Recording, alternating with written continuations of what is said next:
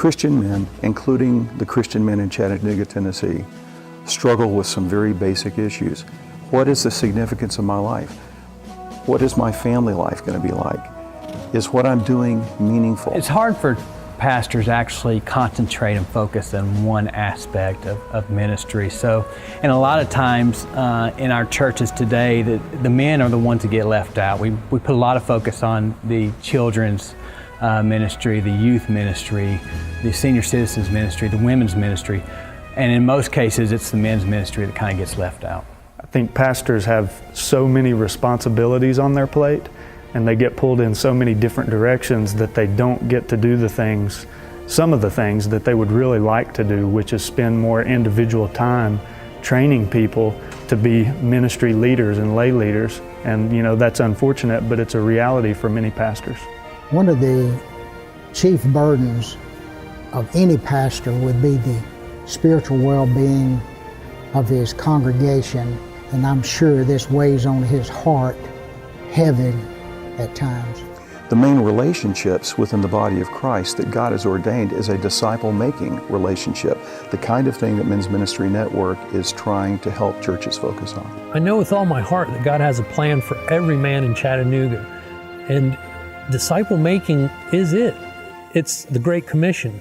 It's not the Great Suggestion. The Men's Ministry Network really trained me, and they equipped me and gave me the resources just to take disciple-making to another level here at Stewart Heights.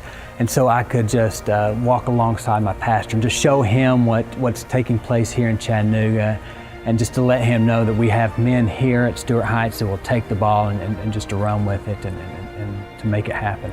I feel like that God has used Men's Ministry Network as a great resource to me, and also a great encouragement as I have learned the process of disciple making, and as a result I'm able to share that with my pastor and encourage him and remind him that there's resources outside our church that's available that we can use in the disciple making process. One of the things that Men's Ministry Network has been able to do for us is they have come alongside us and given us the ability to bring structure to the disciple-making process. The men who are beginning to engage in the disciple-making process are kind of getting the team atmosphere going, where they feel like they're joining arm in arm and really taking this issue on.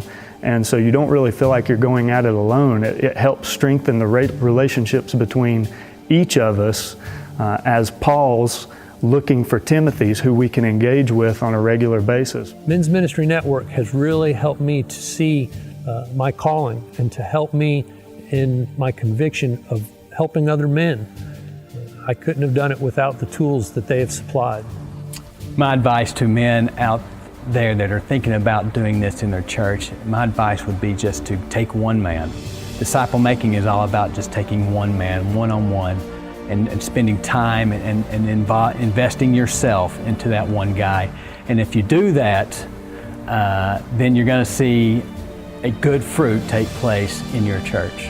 I love the city of Chattanooga. I was raised here. It's a wonderful place to serve the Lord.